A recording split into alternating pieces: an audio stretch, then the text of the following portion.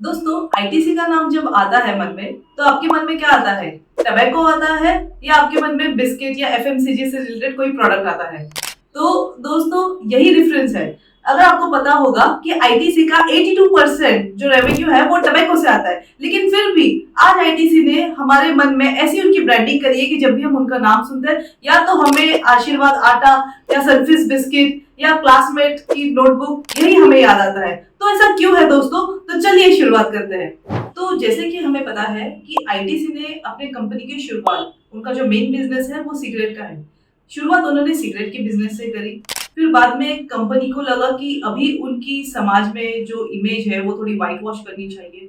तो इसके चलते कंपनी ने अलग मल्टीपल ब्रांडिंग स्ट्रेटेजी को अपनाया और धीरे धीरे करके कंपनी एग्रीकल्चर में चली गई, जहां पर उन्होंने ई चौपाल इंट्रोड्यूस किया। फिर बाद में कंपनी एफएमसीजी में आ गई, जहां पर उनके कई सारे ब्रांड्स हैं। अगर आप देखेंगे तो कंपनी के हैंड वॉश बनाने वाली कंपनी सैवलॉन से लेकर आशीर्वाद आटा, सनफीस्ट बिस्किट्स और क्लासमेट्स, इन सारे ब्रांड्स को आईटीसी ने अभी तक लॉन्च किया है। तो दोस्तों, ये कुछ आपके सामने ये कुछ आईटीसी के बहुत सारे ब्रांड्स हैं, आप एक बार देख सकते हैं, जो अलग अलग एफएमसीजी के सेगमेंट में आपको मिलेंगे। लेकिन एक और चीज मैं आपको बताऊं कि ये उनके टोटल बिजनेस का लेस देन 20% का रेवेन्यू कंट्रीब्यूट करते हैं। उनका मेजर रेवेन्यू है वो आता है सिगरेट से, एज यू नो। तो दोस्तों, अभी हम देखेंगे कि अगर आप कंपेयर करेंगे फंडामेंटली कंपनीज के नंबर्स, तो अभी तक कंपनी का जो सीएजीआर है पिछले 10 साल का वो 6% का है। और अगर पिछले 3 साल का अगर हम ट्रैक रिकॉर्ड निकालेंगे, तो उसमें कंपनी का स्टॉक का जो सीएजीआर है वो 24% का है।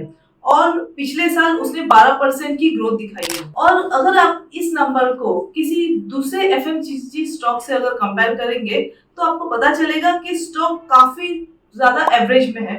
और कई ज्यादा यंगस्टर्स होते हैं, जेनजी, जो जिन्होंने नई नई अभी इन्वेस्टमेंट स्टार्ट करी है, वो ज्यादातर ऐसे स्लो ग्रोथ वाले कंपनी से थोड़ा दूर ही रहते हैं। लेकिन फिर भी आज भी आप देखेंगे कि आपकी फैमिली मेंबर में भी कोई, आपके चाचा या आपके पिताजी, आपके ग्रैंडफादर जिन्होंने आईटीसी में इन्वेस्ट किया होगा, वो आज भी आपको कहेंगे कि हमें ये स्टॉक को होल्ड करके रखना है।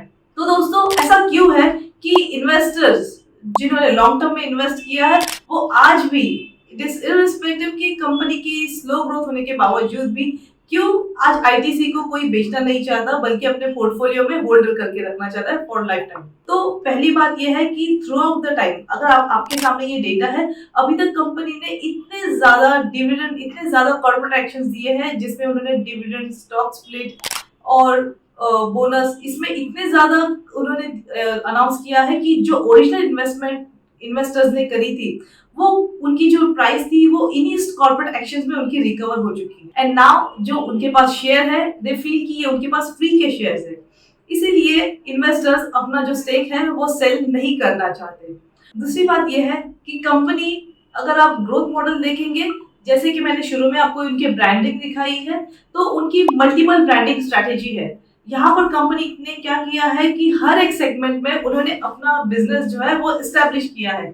दूसरी बात यह है कि कंपनी एक आईटीसी, जो इनका मेन बिजनेस सिगरेट का होने के बावजूद भी, इन्होंने आज अपनी इमेज इतनी व्हाइट वॉश करी है। जहां पर आप आईटीसी का नाम सुनते हैं, तो आपको सिगरेट की जगह पर कोई एफएमसीजी ब्रांड जैसे कि बिंगो, आशीर्वाद आटा, सनफीस्ट बिस्किट, क्लासमेट्स, यही आपको याद आता होगा। तो दोस्तों, यही कुछ स्ट्रैटेजी है जहां पर कंपनी ने ओवर द टाइम अपनी स्ट्रैटेजी, अपनी कंपनी में अलग अलग डिसीजंस करके कंपनी आज भी सस्टेन कर रही है। और यही इसका नतीजा है कि पिछले कुछ सालों में उन्होंने अपने कॉम्पिटिटर एचयूएल को भी अच्छे खासे नंबर्स में उन्होंने बीट कर दिया है। तो दोस्तों, यही आज की हमारी स्टडीज है आईटीसी के बारे में। अगर इसके बारे में आपको और कुछ जानकारी हो या आपको और कुछ पूछना हो, आप हमें कमेंट बॉक्स में पूछ सकते हैं। दोस्तों, आपको पता है एक और ऐसा स्टॉक है जो पिछले कुछ सालों में ही स्टॉक मार्केट में लिस्ट हुआ है, और लिस्ट होने के बावजूद भी पिछले कुछ टाइम में उसने 10 गुना का ज्यादा रिटर्न दिया है। लेकिन फिर भी आज इन्वेस्टर उसमें इन्वेस्टमेंट लॉन्ग टर्म में नहीं, मीडियम टर्म में करना चाहते हैं। अगर इसके बारे में जानना है तो यहाँ पर ये वीडियो है, आईआरसीटीसी की मैं बात कर रही हूँ दोस्तों। अगर आपको चाहिए, आप वीडियो पर क्लिक कर सकते हैं। Thank you so much.